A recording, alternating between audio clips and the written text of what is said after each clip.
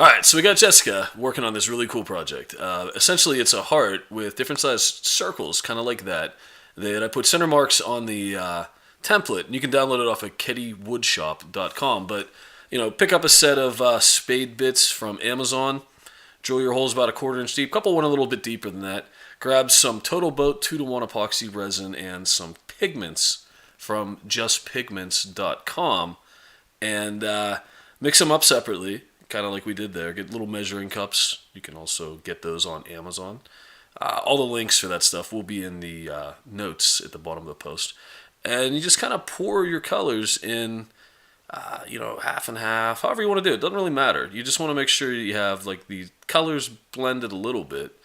And, further along, we'll show you this step that makes life a lot easier when you're trying to blend colors. Once you get everything in, it's a good idea to point out to your girlfriend where she screwed up, like I did right there. I'm like, hey, look, got to get that filled in. Stop screwing around. We're going to sell this thing. There, finally, fixed. Kidding, Jessica. All right, so we don't shake it like she's simulating there. We use isopropyl alcohol or rubbing alcohol at 91%. You just sprinkle it on, and it's like a solvent, a catalyst, whatever the proper vernacular is for it.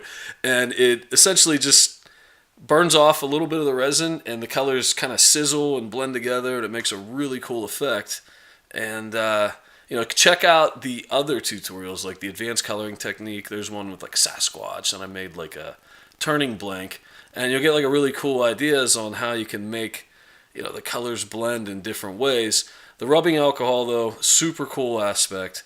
Doing rubbing alcohol with dry powder also works cool, but check it out. If you want to make one, tutorials on the website. Thank you much.